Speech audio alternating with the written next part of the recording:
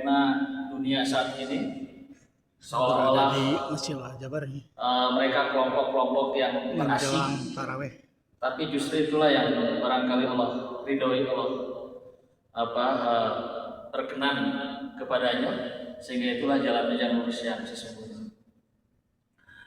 Hadirin jamaah salat Isya, dan insyaallah nanti akan dilanjutkan dengan salat tarawih yang semoga tetap dirahmati Allah Subhanahu wa taala.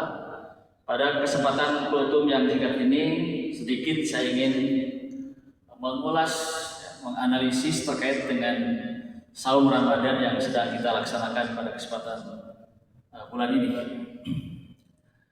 Jadi saum di bulan Ramadan hakikatnya itu adalah bentuk tarbiyah pendidikan yang diberikan Allah Subhanahu wa taala sebagai bentuk pertanggungjawaban Allah akan penciptaan kita dengan tugas yang cukup berat, yaitu menjadi seorang khalifah di muka bumi.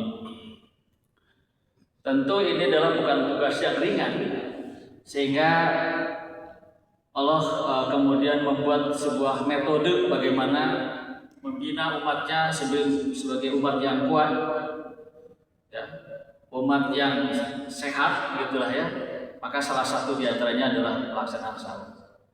Dan saum kalau kita perhatikan di ayat yang sangat populer di bulan Ramadan ini, yaitu Al-Baqarah 183, ya ayyuhalladzina amanu kutiba alaikumusiyam kama kutiba alal ladzina min qablikum la'allakum tattaqun. Jadi kalau kita tinjau dari pendekatan sistem, ya, itu terbagi menjadi 3 bagian. Ada input, ada proses, ada output. Inputnya adalah orang-orang yang beriman. Bahkan paling tidak 2 bulan sebelum memasuki bulan suci Ramadan, Allah sudah mengkondisikan sebagai prakondisi supaya kita termasuk orang-orang yang terpanggil ketika turun ayat itu atau ketika dibacakan ayat itu. Yakni paling tidak ada 2 bulan sebelum Ramadan kita melewati yang namanya bulan Syawal, bulan Rajab, bulan Rajab, kemudian Syaban. Di bulan Rajab, ya, banyak peristiwa-peristiwa penting, tapi terkait dengan hal ini yang bisa sedikit ulas adalah terkait dengan turunnya SK perintah untuk melaksanakan sholat 5 waktu. Dan kalau kita perhatikan, ya, di dalam SK itu perintah untuk melaksanakan sholat 5 waktu, paling tidak di dalam pelaksanaan sholat 5 waktu itu ada 2 hal. Yang pertama terkait dengan bacaannya, yang kedua terkait dengan gerakannya. Bacaan dan gerak itu sebetulnya doa dan zikir, karena bacaannya itu syarat dengan makna-makna doa kita. Dan kemudian di dalam gerakan juga termasuk zikir, karena di dalam gerakan itu juga di samping mengandung makna-makna yang mungkin dari sudut kesehatan kita senantiasa bergerak, tapi dari sudut pandang filosofisnya juga, di mana gerakan-gerakan tadi itu juga menimbulkan mensiratkan terkait dengan tuntunan-tuntunan gerakan dalam sholat yang membimbing kita di dalam melaksanakan aktivitas kehidupan keseharian. Sebagai contoh misalnya di dalam ruku sebagai zikir kita melaksanakan ruku, ya, itu kepala, benda yang sangat berharga yang selama ini kita muliakan, kita agungkan, karena di dalamnya ada otak besar, ada otak kecil. Otak besar ada otak kiri, ada otak kanan. Ya. Itu adalah organ yang membedakan kita antara makhluk, ya, kita dengan yang lainnya. Kita diberi akal dan pikiran, ya, sehingga dengan akal dan pikiran kehidupan dunia itu menjadi dinamis seperti yang kita saksikan saat ini. Tapi akal dan pikiran itu juga sebetulnya bisa menjadi 2 sisi mata pisau yang sangat membahayakan.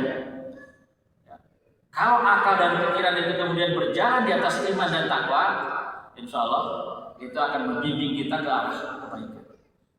Tapi sebaliknya, jika tidak dilandasi itu, maka tidak menutup kemungkinan akal dan pikiran kita tidak hanya membahayakan dirinya, tapi juga membahayakan makhluk dan manusia-manusia lain. Untuk itulah agama hadir sebutnya ditujukan dalam rangka untuk merawat akal dan pikiran manusia. Bagi orang-orang yang berpikir, untuk merawat akal dan pikiran. Jadi ketika ruku, posisi kepala itu sejajar dengan hati kita, yang merupakan God spot kita. Ketika usia 4 bulan di dalam rahim ibu, aku tiupkan ruh. Ruhku itu sebetulnya nilai-nilai asmaul husna. Inilah saudara tua kita, hati kecil kita sebutnya. Maka ketika ruku, posisi otak kiri, hal-hal yang berbau empiris, logika. Tapi tidak semua dalam kehidupan itu bisa dijawab dengan logika dan juga hal-hal yang berbau rasional. Nah, kemudian diimbangi dengan yang namanya otak kanan. Otak kanan terkait dengan hal-hal yang terkait dengan religi, terkait dengan seni.